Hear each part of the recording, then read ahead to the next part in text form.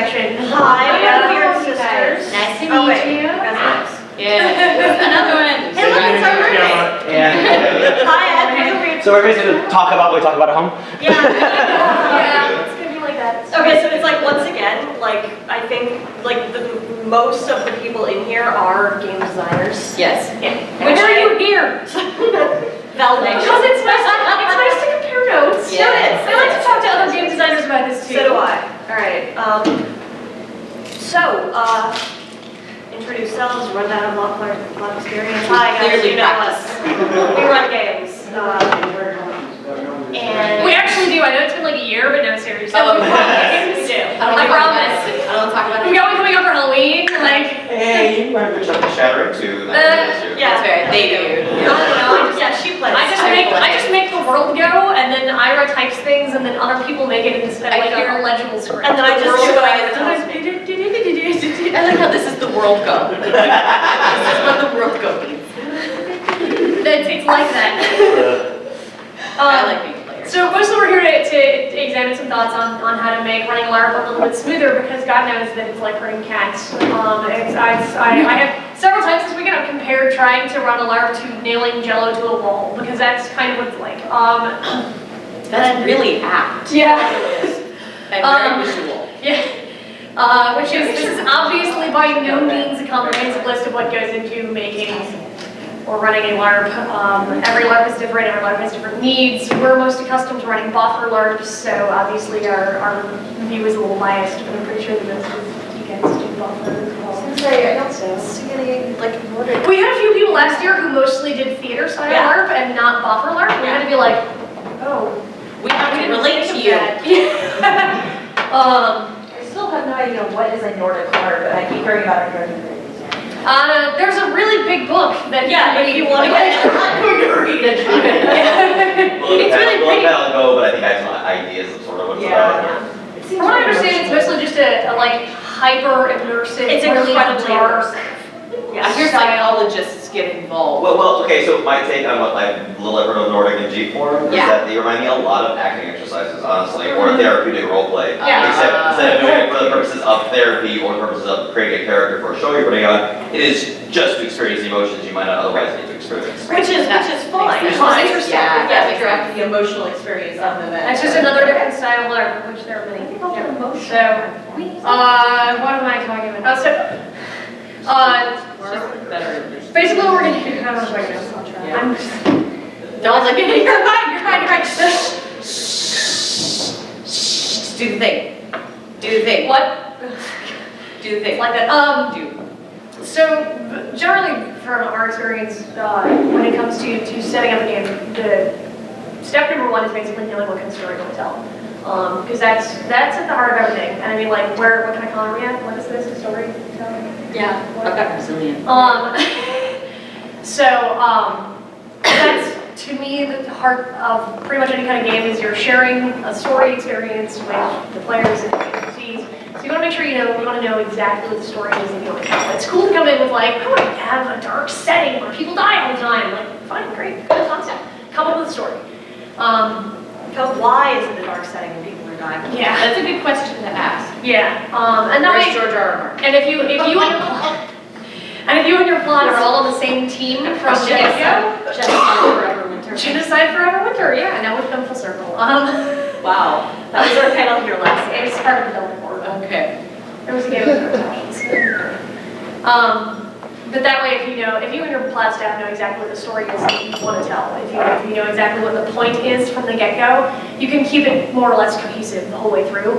Even if the plot member has to make a call on the fly that the other plot members aren't present for, because at least you know what the point is. They can make something along that. They can make a call for something along that theme. Yeah, knowing your basic guidelines of the world, like what if there are gods, what the gods are doing, that's all up in building an immersive world, which we'll get to. But those kinds of things, it's really important, in our opinion, it's really important to have those laid out so that you can have everybody on the same page. I want to be able to look at an NPC and say, go do your thing.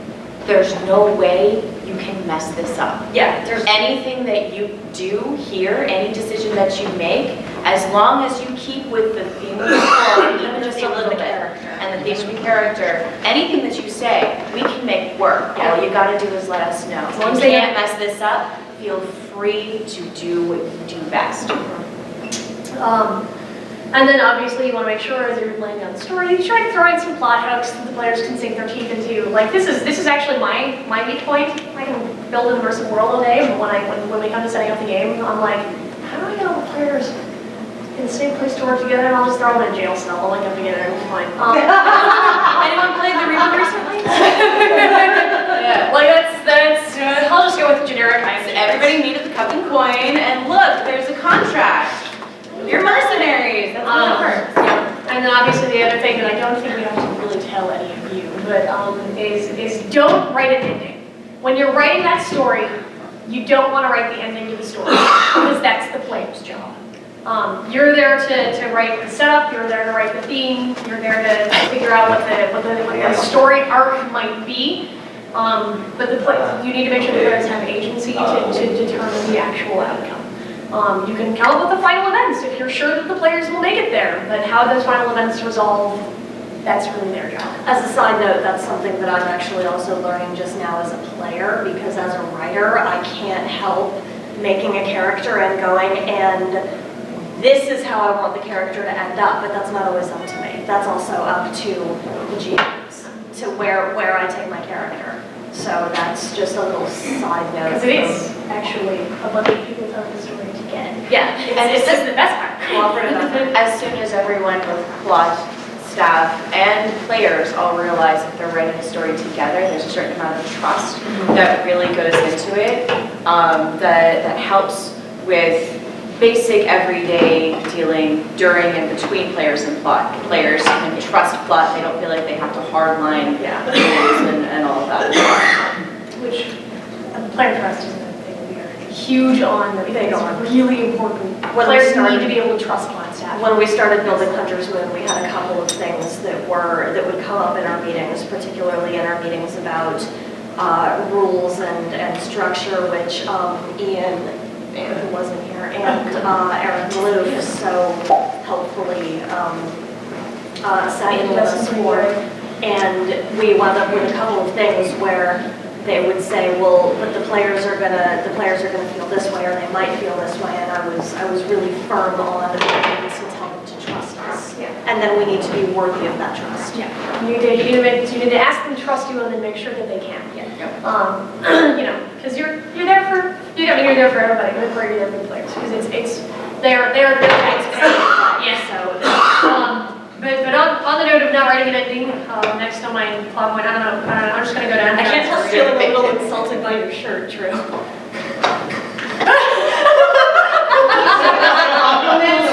Okay. That's awesome. As a professional storyteller, this was made for me.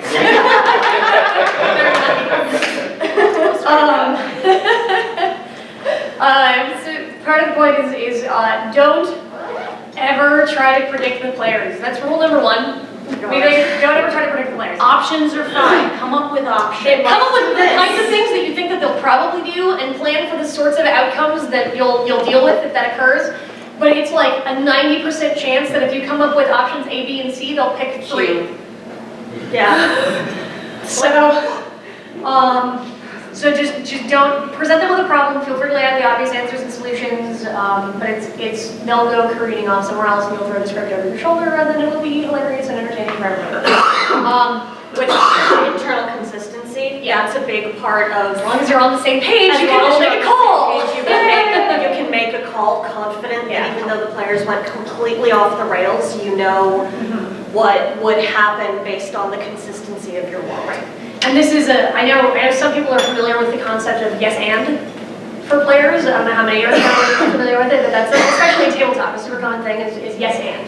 Is anytime a player comes to you and wants to do something crazy, you say, yes, and then this happens, and respond to it appropriately. I'm of the opinion that yes and is not always the answer, but I think that no, but can be an answer. Yeah, it's either yes and or no but. And never actually. That's the player's job. Yes, and no but. Yeah. That's like my relationship with my wife. But yeah, 'cause wanna, the no but for us is that sometimes you have to tell the players no when they wanna do something. Because sometimes it's just something that they can't do for some reason, whatever it is, it just doesn't make any sense, it's not gonna work, that's not the solution. The bad guys already had something in place for that, you can try it, but it's still not gonna work, no matter how many times you beat your head against the door that's locked with a key card and a punch number. But, You're not gonna be able to blow it up because you need the key card. but you always wanna make sure that the answer is never no because I said so. Yeah. No, because.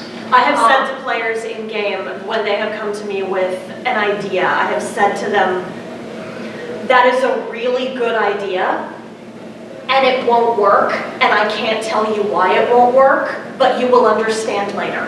No, That's a really good idea. Which comes back to the trust the plot team. But no, because reasons. And players, astonishingly, were pretty much always like, okay, because they appreciated the praise of the fact that the idea was really good. Yeah. I have said to Your them, player I really wish that that would work because that's a great idea, but no, because reasons. Yeah. You'll find out. And whenever that comes up, if you can't come up with a no, but this is why.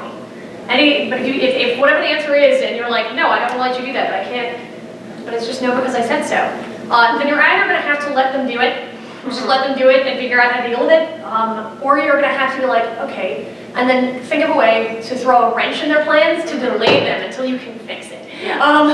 When When that Which happens lots. happens, when that Yeah, I was happens, just gonna say, figure out what it is that, why it is that you don't want to do it. Is it because you think that it's not going to work, or because you think that it goes against the intent of the world? Or is it going to ruin something you had planned later? Or is it going to ruin something for other PCs? I mean, really think about it, and then figure out how to handle it based on that. Which is reason number one why if you don't have somebody who's good at improv on your plot team, find someone. Yeah.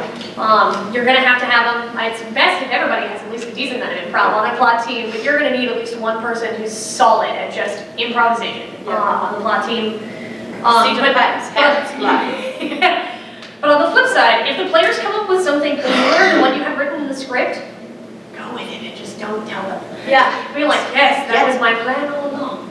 We call that the rule of cool. Yeah. Because sometimes they're gonna be like, oh my god, there's so many connections here, I see it all now, and you're gonna be like, I didn't see that at all. I didn't see that. Yes? Let's go with it. I find one of the things that's really helpful is if you have somebody who's a PC who's willing to also be an NPC type.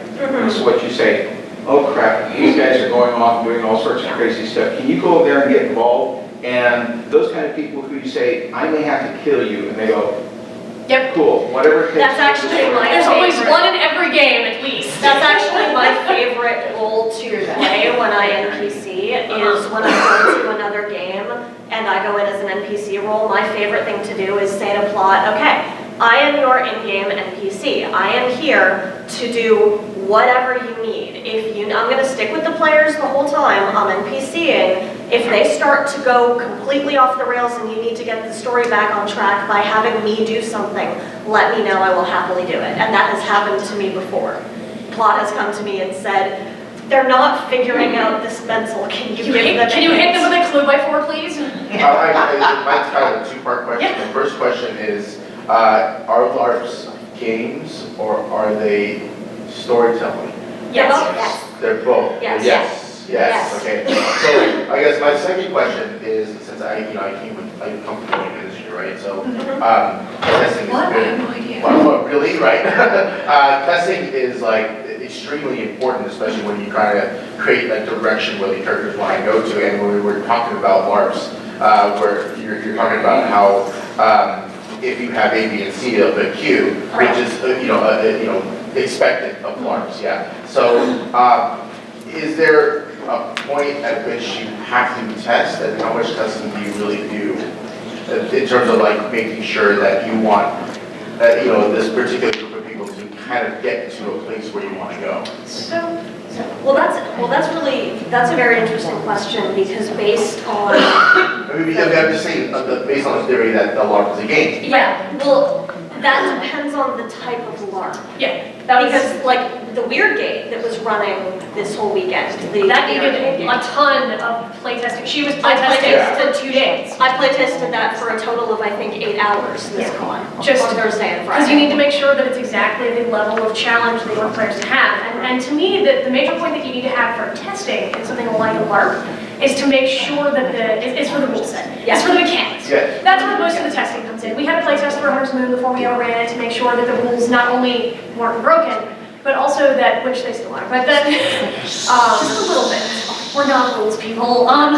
But not only that they weren't broken, but also that the way that the rules were set up supported the kind of storytelling that we wanted to have in it. We wanted to make sure that they had the feel and just the kind of help support the kind of atmosphere that we wanted to give Yeah, it. we wanted the rules to support the story, and we needed to Right. test those to make sure that that was, that they weren't too restricting, but also that they weren't too, players can do whatever the hell they Anything, want. Because we're great at improv in story. Yeah. We know that we're not great at improv with rules, No. which is why we don't have something in the game that some other games have where you can like create your own spells. Sometimes in the case of LARPs, you're going to release that LARP or publish that LARP.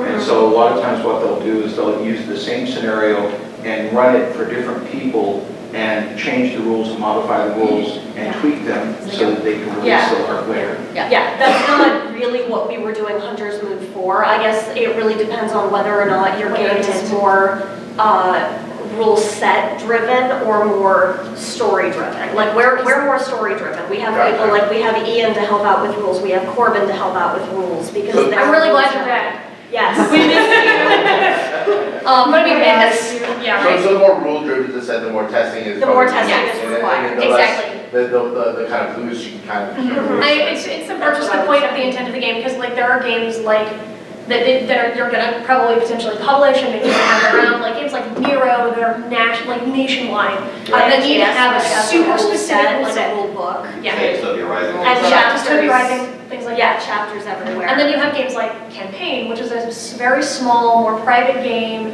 where you don't have to worry as much about, like, if somebody comes in and they're like, I'm here to break the rules, you can be like, no, you may leave now, or Yeah. you can play our way that we are here to play. Because there's just a group of friends who Yeah. who get together and play for fun and for story. Right, So so the it rules are also to support. support the story. Yeah. For that.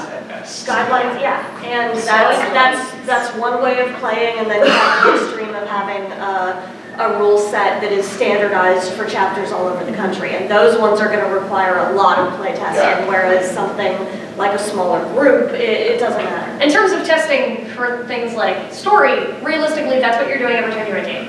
Like, that's something you have to do on the fly. You can test the rules before the game as much as you want, but how you handle, like how you have to interact with the players and develop the story and things like that.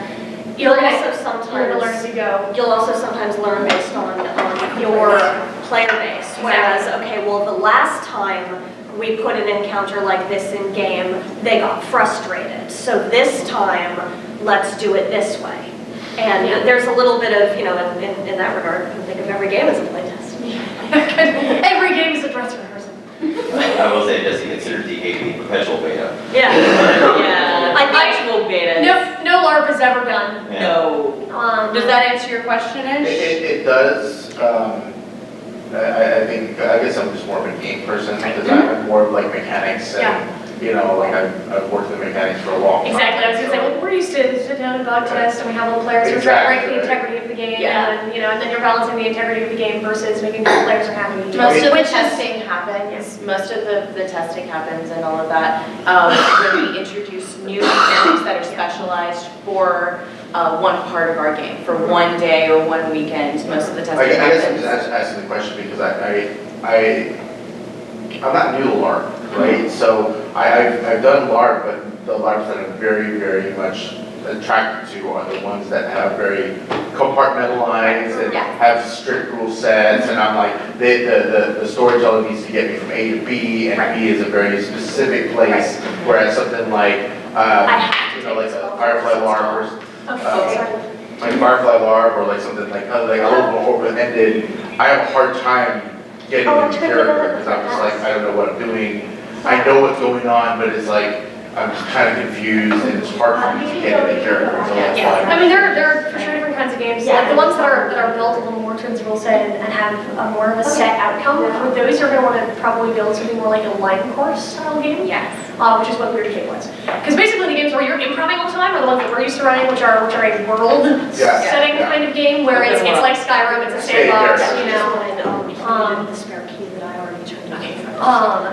But then you have line courses, which is what IFGS was built on and some other games, and like Wyrd was, where it's you go into this room and you are stuck in this room until you solve X. Yeah. And when you figure out X or overcome X obstacle, then you move on to the next room, and every room is set, and there's only one or two answers, and every other answer doesn't work.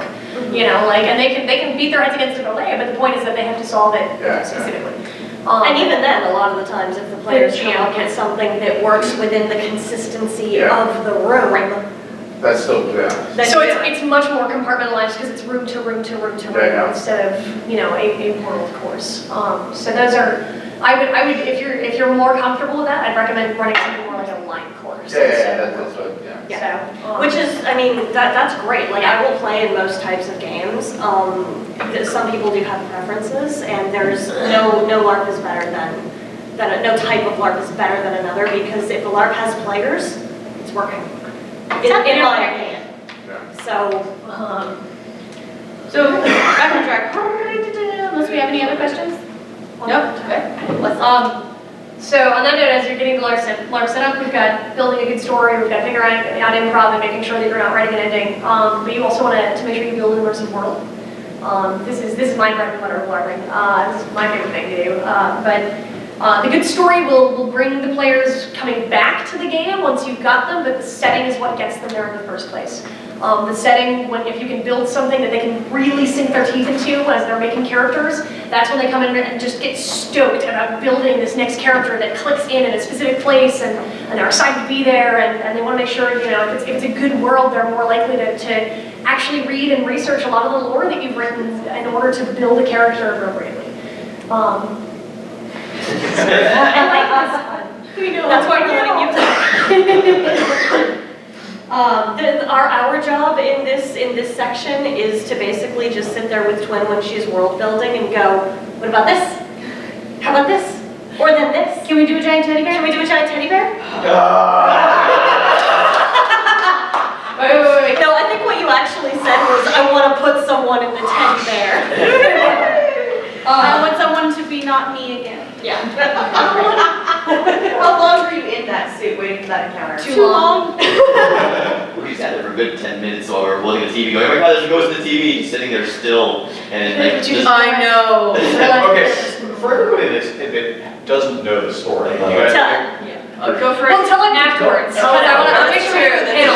We can pick it up if we have time at the end. I mean, really, I love you telling stories about our game, but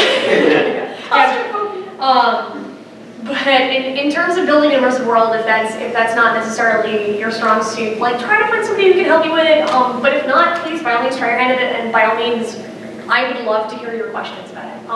If you please shoot me an email, I'd love to talk about it. But pretty much, yeah. But pretty much what I find works is when you think about books and movies that you have not been able to get out of your head when you're done, that stick with you. Like you close the book and you're still wandering around in a fog for days afterwards. Think about what from that book or movie kept you. What was it about it that hooked you in there? Because it's probably something about the world or about the setting that was really cool, because that's really the key to immersion. The story's awesome and you can be thinking, that was a great twist, but after a week you're going to be like, I really like that. Sorry. oh, where's my Zelda bag? But you want to, you know, you want to try to not build a world on a single concept. You want to think about what it is about that world that makes it work. It's got to be his wife. Or Ganon's got the first skin. One of the keys to that is think of the world as going on before they got there and going on after. Yep, it's not just a single point in time, it is an overarching thing that exists on certain. Who are the heroes that existed before they did? And who are the villains? What made the world what it is now? You want to think of what societies and cultures exist in the world. You want to think about how they interact with each other, because they don't just exist compartmentalized. You want to make sure, I mean, which ones have a great economy, which ones don't? How does that affect how they function? I'm really bad at economy. I know just enough to sort of be like, this is probably kind of how they function, and I guess it works. And then I just don't touch it very much. Definitely make Corbin help us with aspect of games because I can't. Not even. One of my favorite things to build is the cosmology of the world, which for some kinds of worlds, especially fantasy worlds, can have a huge effect on how things function. I mean, what gods people do or don't believe in, and whether or not it's a given that they exist, or if it's a question, and if they have a direct hand or they don't. Like that's a big part of shaping the world. Religion.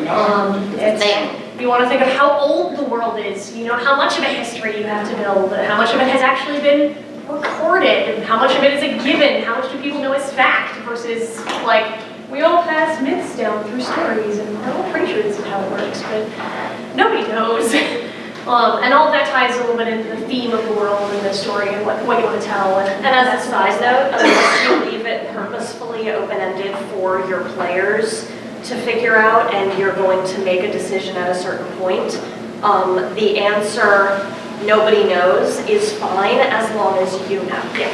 You want to make sure that part of consistency. as long as you and the entire staff team knows the answer to nobody knows, that way you can always make the same call when it comes down to something random when they are trying to delve into nobody knows. Another solid point is how common is magic if it's a fantasy world? You know, is that a thing? How does it exist? Is it legal? You know, do people like it? Are they suspicious of it? Some cultures are going to maybe be different than others. Is it reliable? Yeah, is it reliable? Does it go crazy half the time? You want to focus, at some point as you're building, you can think of the government, what they're like. Is it a democracy? Does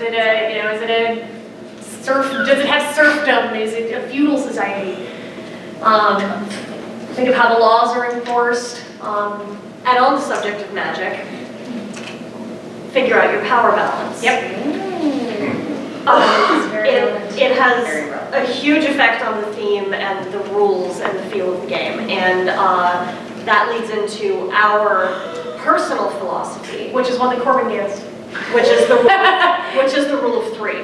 Which is that rules can be simple, realistic, and balanced. You can have two of these three things. Pick two. Pick only one. Pick only one. Pick one that's your priority. Wait a minute, are you saying that it's an isosceles triangle? Something like that, yeah. It's a sad triangle of no. Yeah. But you want to figure out which one of those three is your main focus and which other one you want to find whenever you can. And whenever you can toss in that third one in a rules system, great. But it's not going to be all the time. Sometimes you Okay, have to say those solve three it. again, please. Yeah. Sorry? Since I have no brain cells left, could you repeat simple, realistic, what's And balanced. Simple, balance? realistic, and balanced. Are you saying we cannot be an equilateral triangle? Correct. Yes. This does not exist. No, you can't. What will end up happening is you'll end up having none of them. Yeah. You'll have a horribly convoluted, unbalanced, and not very realistic system. Yeah, you're trying to please everybody and pleasing no one kind of Yes. system. Honestly, we went for simple and realistic As much as we could. and we tried to balance as much as possible. We know there were some things in Hunter's Moon that are unbalanced, but that sort of fell into the realm of trust us. But Which can work. Which can work. It all depends on the game system, but you want to figure out what your priorities are when you're actually, if you're the one building the rules and figuring out the power balance, you're going to want to figure it out. I mean, if you've got more of what Joseph was talking about building, you're going to want to make sure that's a really balanced system because it's going to be something that's going to be everywhere. You're going to have all manner of players. You're going to have power gamers who are there to break the system, and you want to make sure that you have prepared for that. Whereas if you're looking for something that's theatrical and you want to either go simple or realistic, depending on whether you want like a really realistic or maybe gritty setting, or if you just want something that's super simple so that you can tell a story and the rules are the point. I just want to point out briefly that when we talk about power gamers, when we say power gamers who are there to break the system, it's not necessarily A bad derogatory. Yeah. There are all different styles. Different styles of game. And power gamers breaking the system are very important because that's like they help you playtest. Yep. They help you realize what's broken. If somebody walks into game and you realize that your rules stack in such a way that they can do 20 damage when the cap is 3. Oh, we want to playtest Hunter's Moon. We got Rue, and we got Alex, we got Corbin, we got a handful of people, we dragged them to the same time. Yeah. And we dragged them to the same place and said, please break our system. Break our system. And tell us how it's One of you broken. guys from said, yes, There was crying. It was in fact crying, but It was glorious crying. crying of wow, we suck at this. But you also, and then as you're trying to figure out the balance, like that's what you do with the rule system, like that's heavily impactful. You also want to figure out how much control you want the players to have on the world around them. You always want the players to have at least a little bit of player agency. I mean, if you're not, then it's just a historical reenactment game. Like you're doing a reenactment, which is great, but it's not a game. Like. Your players will feel railroaded, and if they feel railroaded, there's a feeling of helplessness, and why am I paying $80 to be told what to do, or 60? So you want to make sure that you determine from the get-go how much control you want the players to have on the world around them as they're going through. I mean, you've got heroic games that have that where they feel really effective, and it's got that crazy epic feel. It's got that really epic feel Okay, to so it. epic feel as opposed to epic feel out, which was what she was experiencing. The epic bro movies. No, never mind. All right then. Okay.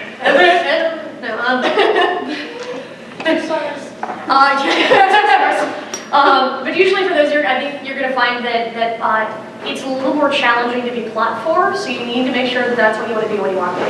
Get your improv guy. Because it's really tough when you decide, I want a heroic game where players can do almost anything.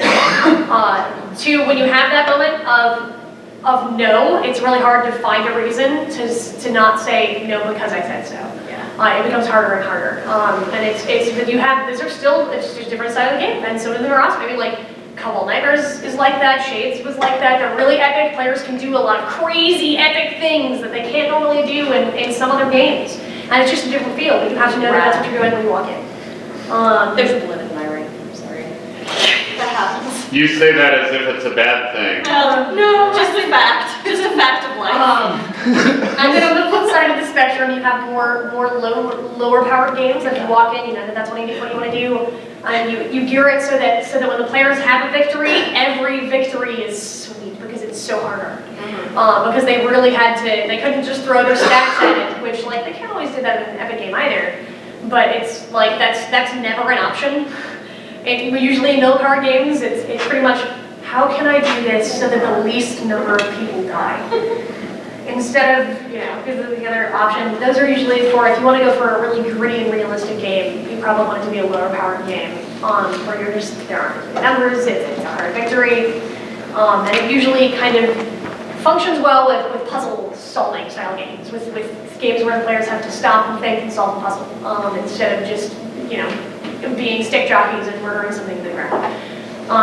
Which is also fun. Which is also fun. It's just these are two different sides of the spectrum. You gotta figure out where on the balance you want to ride. Say I like murder. Yeah. Murder's great. Murder is nice. But yeah, so with that one, the catch is it's a little easier for you to guide the players through as a GM because their scope of how they can affect things is limited, but you really have to walk the line of making sure that they don't feel helpless at the same time. That's when you gotta find that balance of player agency and make sure that they know that yes, you are affecting the world. You're just not killing gods. Which actually leads into the next point. Really? But Did someone do a spit take laugh? Did someone just happen? Oh no, I was looking very specifically at someone. Okay. As long as it wasn't me, we're good. you're good. No, now it's gonna be. Which leads into the next point, because in order to make your players to help your players not feel completely helpless and hopeless, you need to know when to give them a defeat and when to give them a victory, which is a really important part of pacing. Pace your murder. Pace your murder. Pace your murder. Pacing is probably one of the hardest things to master as part of running a game, and it takes practice, and that's the problem because it's not something that you can play test. It's something you learn as you go. It's one of the hardest things to master, but it's always at the heart of the difference between players being bored and feeling like it was a really solid game. Or feeling overwhelmed. Which has only happened to me once in a game. Oh my god. But it's intense. There was when it way happens. too much to do. It's too much. I can't go back to real life afterwards. Whose game was that? There was a mess in the game where we were just too. There were so many things. Things. And it was a great game. We had a lot of fun. Fabulous dancing. game. Huge actually fit. And we love messing up. There was one game that they ran I'm pretty sure that I got sick afterwards. the GMs were like, was there enough to do? And we were like, oh Yes. my god. Their script was huge. The siren game. Oh, The Yeah. sirens, There was mostly so because much to do. the party split like 3 ways from Sunday, and they all had pertinent information. And we all had to had- work on a bunch of different things. Yes, and we worked on a million things, and it was all great, and we all had something to do all of the time. But then when it came time for everyone to share that information, we didn't have time, and B, we didn't have the brains. Like none of us were on the same track. We had just sat down So- with a pile of information to be like, okay, we have to go through this, when one of the BBGs walked in and said, okay, you have your answer for me now? And we were like, Half the players were like, oh god, and the other half were like, answer to what? answer to what? That is my We character. hadn't been able to compare notes. So, I got a guy sasacrificed for Yeah. that. Yeah, and That it's was not my bad. necessarily a bad thing, it's just, it depends on whether or not that's the kind of story you want to tell. Yeah. But Which is closer to realistic, really. Right. So when is everyone Neil on and the Joel. same page at all in real life, anyway? I usually find personally that there are 2 keys to getting a good pace in a game, to finding pace in a game. The first one is making sure that you hack your scripts.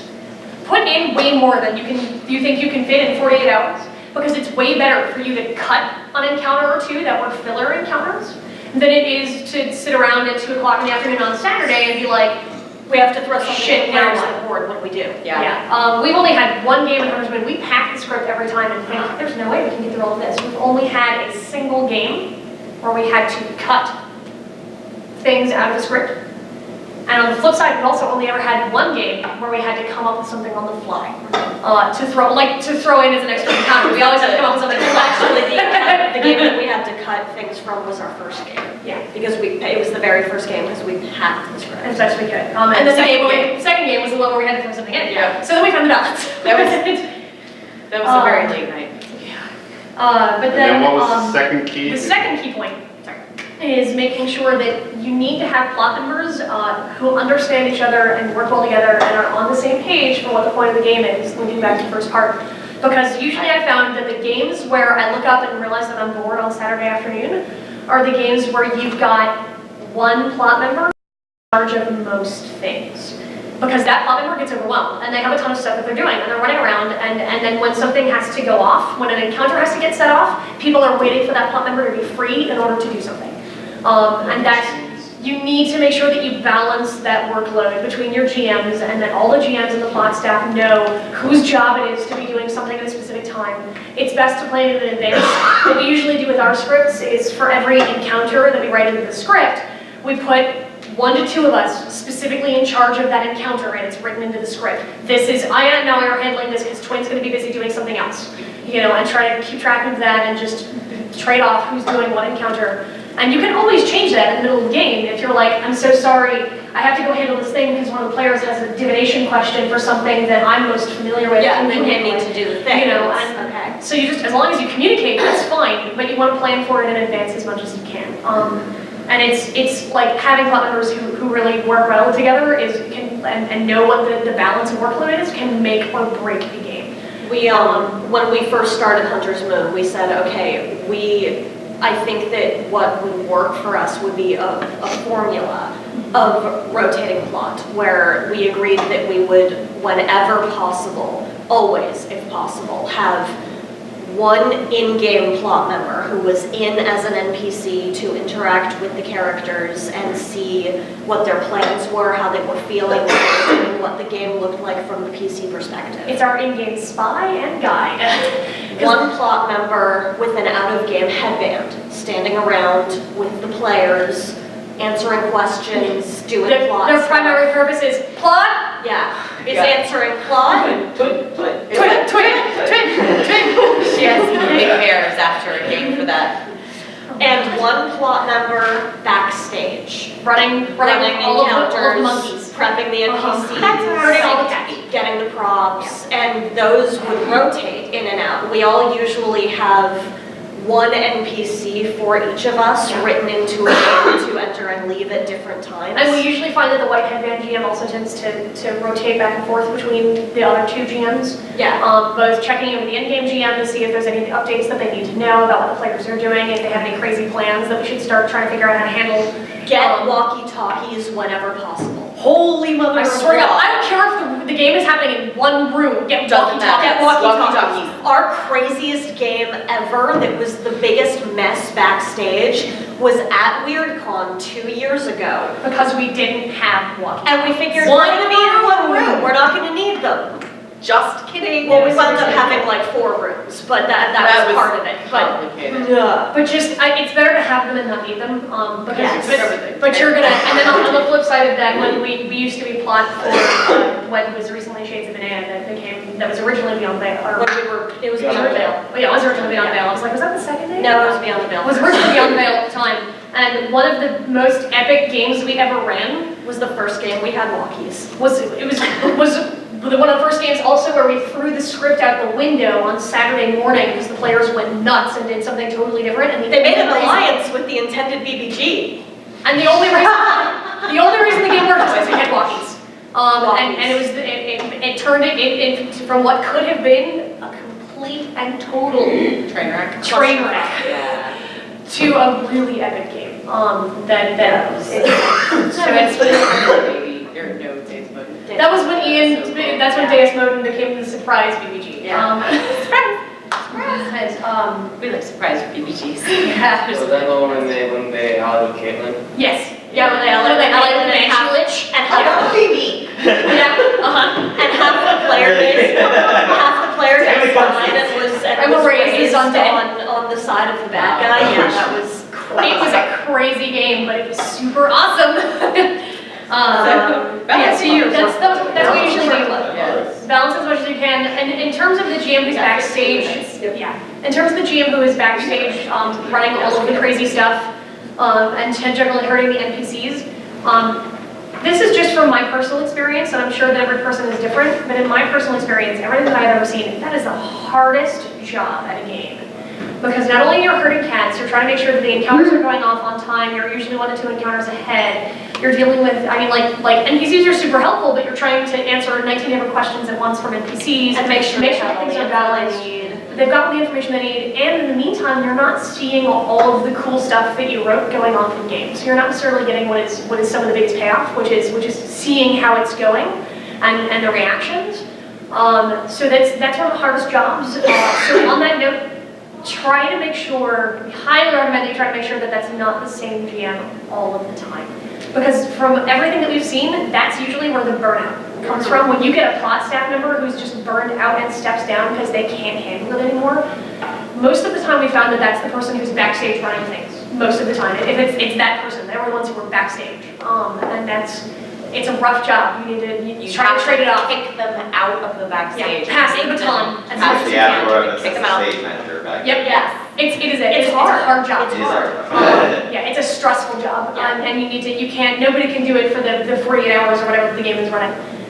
So you gotta try to balance it off. Honestly, at that point, going in, part of what I like about our rotating system is that if I've been backstage for 6 hours running NPCs out and answering questions and knowing that my really cool encounter that I wrote is going off right now and I'm missing it because I have to handle a thing. Being able to take a deep breath and say, okay guys, it's time for my encounter, I'm gonna bring in my NPC, and they go, yeah, do it, tag out, and I get to go in and role play with the players for a while. It's a break, and I'm still working. I'm still keeping an eye on stuff. I'm still doing my job and making sure that they're having a good time. But I get to take a little break. It's not running the flying monkeys backstage. Yeah, it's cathartic. Yeah. On the note of NPCs, treat your NPCs like gold. Yes. It is hugely important, and it's something that some people learn the hard way. And it's I could name some names, I'm not gonna. yeah. We're not here to name names. We're not here to name names, but you gotta Also to be like, I could name names of people who learned that the hard way and learned. and learn and are way better Oh than my I God, you're right. But I mean, the NPCs are part of what makes the game possible. They're the gears backstage that you are cranking to make this machine run. You thank them, you make sure they have water, you ask them if there's any way, instead of telling them what to do, you say, okay, who wants to do this? Who wants to role play? Who wants to just crunchy? Who needs a break? Yeah. You make sure that you thank them before and after every encounter. You make them feel valued and like the game wouldn't run without them, because otherwise they're not going to come back. And that's true. As long as you treat them that way, we've usually found that most of your NPCs will run themselves into the ground for you. Yeah. And they will do whatever it is that it takes to get the game working. I will when I'm an NPC. If I feel valued and loved, I will go to I will do whatever you need. And I mean, like, that's shout out to Addison. Yeah. He's tireless. Addison is actually our lead NPC for Hunter's Man, and he's pretty much because every time we were like, Addison, can you do this thing? I'm so sorry, I know that you just came back. He'd be like, yes, and he'd be enthusiastic and go do it. Feed them, water them, whatever you need to do to keep them going, and they will go for as long as you ask. Yeah, try to plan for their comfort as much as possible on that note, Because sometimes they get stuck in the garage, nobody's happy. Yeah, because but I mean, you can try. NPCing tends to be a job of hurry up and wait a lot of the time, because you're waiting for an encounter to go off, but try to make sure that while they're doing that encounter, you plan for things like, are they going to be standing in the direct sunlight for a long period of time? Are they going to be standing in the freezing cold for a long period of time? Are they going to have, like, no meal time between encounters? Try to plan a meal time that the NPCs can sit down and eat. Try to make sure that if you know that something is going to be difficult, tell them in advance of the We ran a game, the game that we ran, for those of you who know it, I ran Jocelyn and Heather's house. We told our NPCs ahead of time, this game is going to be 99% hurry up and wait. Because it was a timed game and we had certain NPCs that needed to go in at certain times. Which meant that we were coming in half an hour early, like, why aren't you dressed? You know, because we had to make sure that they were there on the dot. And there were people like, I mean, Donna was there, like from her encounter wasn't until like 7 o'clock Saturday night, and she was there since Friday. And she could go in at crunchy, but aside from that, we didn't really want to assign her any other roles because she was playing one in specific, and each person was like that. And it was like, I'm so sorry. So everybody got sleeping sitting in a garage. So everybody got 1 hour shine, but aside from that, they were crunchy or sitting and waiting. But we tried to give them a heads up about that. And we warned them, and they were all amazing. Friday was fun because they got to terrify PCs and make PC mosh pits. It was great. Crawling on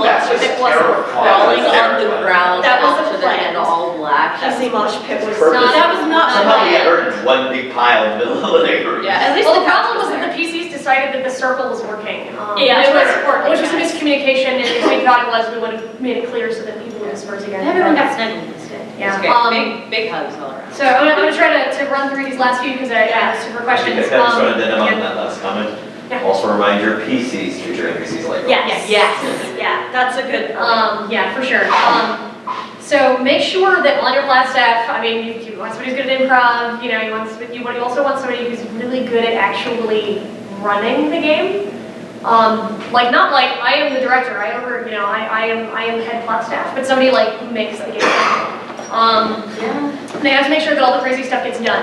For us, it tends to be 2 different people, but depending on whether we're in game or out of game. I tend to be the one who hustles these guys out of game to make sure that we get scripts, and I tend to handle a lot of the organizational things coming up with writing. But then when we're in game, I tend to get caught up in encounters or player questions or whatever, and then Aya's the one who's like, let's move guys, come on. And make sure that the encounters are going off and that things are happening on time and keeps the machine going. So you want to make sure that you have somebody who gets stuff done. You want to make sure that you've got somebody who can handle all the organizational stuff, which is not just, are the scripts written, do they work? But it's also getting a game site, talking to the people, you know, dealing with the rangers or whoever, wherever else it is that you're running it, making sure that the announcements of the games are posted and that all the players have all the relevant information they need. Where is it? When is it? How much is it? Should I bring anything specific? Do I get extra? How many XP do I get? Do I get extra XP if I do something cool? You make sure that there's water for the NPCs, that you've got enough of it, that you've got enough light for the game if it's at a campsite, and that people are going to be able to see for later encounters. All the props, somebody's got to handle all the organizational stuff. Just logistics of how this is what we're going to do, how we're going to do it. And you want to make sure also, this person we usually find tends to link up with somebody who's really good at translating something from the script into the game itself to make sure that the encounter works, how you convey it. Like, it's one thing to write a really cool encounter about this wide rushing river and how it is going to stop the players from doing a thing. But it's a totally different thing to have somebody who makes sure that they make sure I've got all the props to make sure that I convey this so that the players understand what's going on and that I explain the mechanics that are weird, and they're the ones who tend to translate that and bring it to life, which is part of why Payne's really good at that. She's our learning. What do the players think? How can I make the players think what we want them to think? Yes, I have a movie. LARP is a movie in my head. That does not translate at all to scripts. Usually what happens is that Aya comes up with the cinematic of, I would put someone in a TV. or I want to put somebody in a coffin. And we go, okay, Thanks, well. Bob. And then, Thank you, Bob. and then I say, all right, we could have a coffin in game because these reasons, because this is how it ties into the story. And then Twin goes, And then we translate- okay, and the mechanics could work like this. And then we translate how to write it into the script so that we can read it, and if an NPC looks at it, they understand what we're doing. Yeah. What we tend to do is we actually, when we're writing the encounters also, we also write encounter intent for every encounter. Huge. Basically, what's the point of this being in the script? Why is this in the script right now? So that when the NPCs look at it, and they walk into game, they don't have to be like, well, my goal is to do A to B, and I have to make sure that these are my stats and that I talk about these things. Because the players are going to throw a wrench at something. The NPC's going to have to, probably, the NPC's going to have to roll it once they go in game, if they know what the point is of them being there, both in and out of game. They can react and improv appropriately. Like if it's, we want to make sure that you drop this information because it's a key for this later part of the game. Make sure the information gets to these specific players.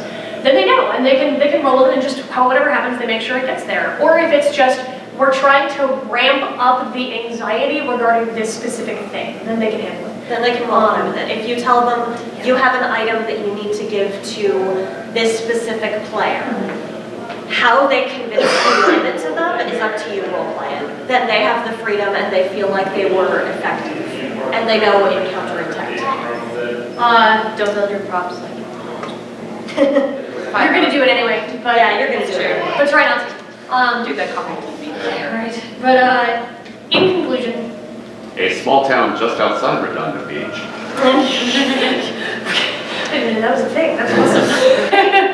I wrote that actually. We are all a bunch of gamers and LARPers, and we're all here to have a good time. That's running a game is remarkably stressful. You're building a story and a world and trying to give players an experience, and you want them to have a certain, they want you to have a good time, you're the one in charge of that. It's super stressful. The players get passionate, they get emotional sometimes, they come to you because they're upset about something and they're so caught up that they are upset at you, but it's every single part of it is worth it. It's such a rewarding experience. You're just gonna deal with all the frustrations and players, but you have to remember while you're working yourself to the bone and beyond, pushing yourself beyond the limits of your physical and emotional capabilities. Beyond the boat. Beyond the boat. Yeah, right. Beyond the bone. That was what I thought. You don't stress. We're all LARPers. I know you're trying to listen. Try not to stress. Try not to recognize that stress is part of it. Yes, later she'll do something that's not a joke and we'll compare. But we're all LARPers. We're here to enjoy the same hobby. We're all on the same team. And we have a really amazing community. Try to draw if you get into a moment where you're like, why do I do this? Every game. Every game. Every game. Why do I do this?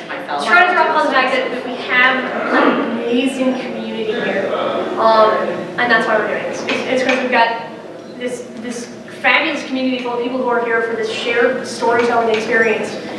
You're all here for more or less a bunch of the same reasons. Some of them are a little different, but at the core of it, we're here to have a good time and do this cool storytelling thing. And you want to just trust your club members and trust your NPCs and love your players. And that's at the heart of everything. And just go from there. Use players' enthusiasm and love for the game, which sometimes translates to frustration and passion. Kind of like real life, huh? Yeah. Like, just don't forget that if they're coming at you because they're really upset about how something happened in game, it's because they're really immersed and engaged. They're They invested. give a damn. They're invested. That's why they're doing Which it. is touching. Take It it as is. what it is. Even if they're frustrating frustrated because they feel like they can't do anything, or they're upset about something, it means they can. And just try to know that and understand it and And don't take it personally. Don't take it personally. Get real thick skin. You're gonna take it personally for at least a while, but just try to remember that it's because they care. And you want them to. That is your goal, is you want them to care. And that way, and every time they come to you crying, you learn. Yeah, you learn and grow and change how you handle the game experience. And that's what we're all here for anyway. Yay! The end. The end. We have like 3 minutes for Q&A. I want to hear the teddy bear story. Damn, I'm sorry. I'm actually probably not one of the best people, because I only Okay, have a well, horrible so- view of it. So We what can tell the story Well, since we'll it's end been that because requested. we were from the other side. Oh, God. We used to live in a place lovingly called LARPs. We had like 8 of us living there, and it was all LARPers. And the gentleman who started it had a giant television in his garage. And at one point, he walked into the room. Aya and I were in the living room, and he walked in and just sort of went, "Hey, I'm gonna throw that giant TV in the garage away because it doesn't work unless you guys want it." But we were like, I mean, first of all, why would we want a giant TV? Why wouldn't we want a giant TV? Yeah.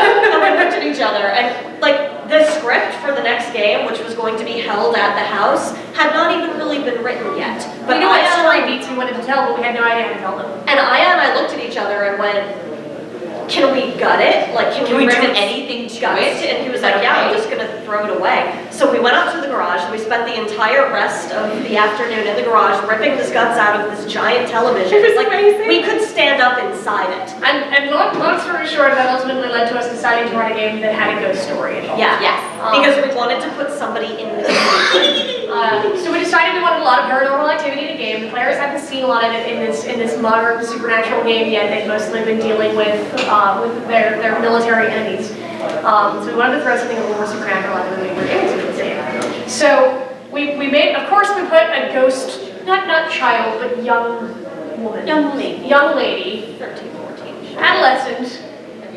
In there is a spirit, and the players have to figure out the mental. Yep. We also, because, Because reasons we had a giant teddy bear. my mother decided that I needed a giant teddy bear for Christmas when I was 22. So So we had a giant I teddy had bear. a giant teddy bear. We called him the mayor. He was with us at all times. It's also a love story. He was with us at all times, and Aya went, "Can we gut the mayor? I want to put somebody in the teddy bear." Because it's like, body size. The thing is Yeah. life size. And every one of their Thing mothers is has eye seen size. it. It's Yeah. eye so we went, Minus okay. the butt. Quite frankly. So we wound up with a story where we decided that what we wanted to do was have the players interact with the ghost in the television, and she was going to drop a bomb on them lore-wise, and then the bear was going to attack them. Because we wanted to attack somebody with a giant teddy bear, because why wouldn't you? Hey, it's Bob for sale. It's bought for sale. Totally bought for sale. So we basically we wanted to drop. They were trying to resolve the spirit and be like, oh, we have to make sure that she's happy, and then we wanted to drop all of a sudden that the reason that she was upset was their fault. Yeah, it's their fault. Well, it was the immortals' fault. It was the Yes. immortals' fault. So I'm It in was the some of their television. So I'm in the television and Aya's in the bear in this like mansion upstairs, and I'm in the TV and Aya's in the bear. And I'm watching. Okay, It was from great. the player's standpoint, they come up into this room, Well, we- Let me preface, first they cut the power at the fuse box. Oh The yeah, entire we house had was the on. power to the entire house. And then we told one of the people who was spirit Sensitive. in-tuned that he felt something upstairs. Yeah. And So- the players start making their way upstairs. You hear white noise. Yeah, they get in the room and they slowly become aware there's some sort of sound, and they realize that it's white noise, and they're like, oh, it's just white noise from the television. Wait a minute, the power's out! Laptop search on YouTube 10 hours of white noise. Legit thing. So then they all begin to creep slowly closer and closer to the television. Just, So it's the television, they didn't have static on it. no, Honestly, it was just anymore. the sound of white noise coming Yeah. from it. You guys did a really good job making it look like a television was turned on. Thank Well, you. There was light. It was like, It was just Christmas lights. Thank you. Don't let me hang. Yeah, right. Thank you. everything ultimately comes down to either a lighting issue or an audio issue, Yeah. right? Yeah. Kind of like, And I only know this because I've been doing this longer than most of you have been alive. Anyway, continue, I'm sorry. No, no worries. So we freaked the players out. Nope, They did- nope. Sorry. No, Corbin. So you've got this television, and all of a sudden there's someone in the television. Well, you can see there's a video where the light station slams against the inside of the screen and goes wham! When Now I was in the back of the PC group, the whole PC jumped back to me.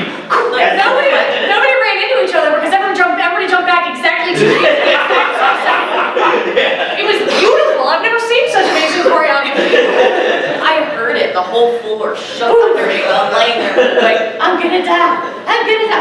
Yeah, she's claustrophobic, so she was in her air. And you're wearing, wait, time out. You're wearing a giant teddy bear Teddy bear. costume It's and not you're a costume. claustrophobic. It's a It's not a costume, it's somebody else. She's in there with the saying, stuffing Okay. There was just stuffing. They cut it to the bear and put her inside, so it looked like She was the only one not look like a small costume. enough. She was the Okay, I only get one that small part, enough for us yeah. to fit into it. Mind you, this room has been completely decorated like a little girl. Well, it was for his kid. It was actually, I go It was actually out. my daughter's room, So it was already, they had to change decoration at all. Yeah, so it was all pink and white and little and like There's there's kids' stuff dolls everywhere. everywhere. It was hilarious. So Nobody noticed the giant stuffed teddy bear. The teddy bear was So just they're part of all the room. freaking out over the television, and now they're anxious about all the things that are going on. And finally, poor Aya, who's claustrophobic sitting in the tiny teddy bear, has to shift just slightly to breathe. And one of the players goes, I swear to God, that teddy bear just moved. And everybody else is like, you're full of shit, there's nobody in the teddy bear. Dude, The it's getting to you. There's no way that teddy bear can fit somebody inside of it. Meanwhile, The television's getting to you. Meanwhile, I had literally been pressed back against the back of the TV. You couldn't see me. When I flipped the switch to turn the Christmas lights on, I literally leaned over, flipped it, and at the same time pressed both hands against the inside of the TV, which is when all the players went, "Wah!" So you get the silhouette thing going. So I also had paint in there that looked like blood, and I'm writing on the television to communicate with them, and I had to Which has to be done upside down and backwards. It's a good thing that I can write backside down and upwards. I'm tired.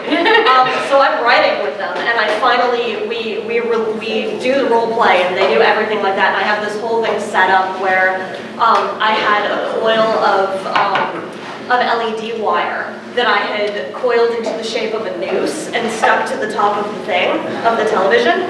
So I write, they're like, well, how did you, we want to help you, how did you die? And I write, you killed me. And pull the noose down. Pull the noose down so the noose suddenly swings and the white noise goes crazy again, and then the teddy bear attacks them. Yes. Yeah. So then at that point, the teddy bear actually moves, and one of the players is like, aims their Nerf gun, and all the players just start unloading Nerf guns into this teddy bear. I recently heard a tell that someone actually like flying kicked me. Like I couldn't see, there were no eyeballs, but apparently one of the players was so frightened that he like kicked out. And I felt like there were things hitting me and I stumbled. I didn't think It's about still full it. of stuffing. Yeah, I'm full of stuffing. And I she's can't literally see. hitting them with the boom. And I'm not saying anything. I I made all the calls. Like that was the point. Was that I was sitting outside of the teddy bear to narrate what occurred and then make the calls for the teddy bear where people are hitting her, you know, being like armor, evade, 2. Run, bitches, run. I died on Amanda, poor girl. Who was the one who was like, I swear to God, that teddy bear just moved. Like, It was rough. Ruffle and Amanda were the two who freaked out about it originally. It was amazing. So my favorite thing about this encounter is that to this day, it remains one of our coolest, like that people talk about it. We try for a high production value in Hunter's Moon, and we've been lucky enough that things happen, like the guy that we're living with randomly goes, hey, do you want a giant television? Like that we can just be like, yeah. So, and then we come up with reasons to have this cool stuff in the game. But my favorite thing about this encounter is the fact that neither of us, it's in a dark room because the power's cut, so nobody could record it. She's in the teddy bear and can't see a thing. And I'm in the television and can't see a thing. So neither of us got to see this awesome encounter that we were both a part of. We could hear everything. It was rad. Yeah. And we hear all the stories from the players, but I could not see anything from inside that TV. And she could not see anything from inside that teddy bear. Yeah, I wish we'd gone advanced to give me a camera or something. It was dark. It was I tried to videotape it on my phone, Yeah. and it just didn't come out. No, it was too dark because we didn't have the power in the room. My other favorite thing about that was that we had flipped the breaker, and then Ian smartly went around and flipped all of the light switches in the off so position. that we could flip the breaker back on without the players realizing that the power was. And then all of the players went, well, try the lights. Well, no, the electricity's off. Why wouldn't it work? And nobody actually clicked the light switch. Because Thank if God. they had, they would have realized that the power That was a out. sham. Lied. But so, any other questions? And I think we're done. We're over time. But Overtime. Is everybody paying? No, it just means we play another round, because, you know, overtime. sudden death. So, that happens. Don't say that. It does. Okay, well, it doesn't look like there are any other questions. Well, thank you for allowing me to participate. You know, moderately enlightening. What's the big countdown for? Come to closing ceremonies. Be at closing ceremony. We had closing ceremony. Where are the closing ceremonies? I don't know. I heard downstairs grand ballroom something, but Probably. C or D, because A and B were eliminated. C or these are. Probably C. Okay, Yeah, the last two. Maybe C and D. all I right. can see and D, actually. Did the rules for it make sense? Yeah, it will not be Yes. NPCs. Okay. It's just that, William, And stuff. did you tell me to get the weapons? Did you try? Yeah.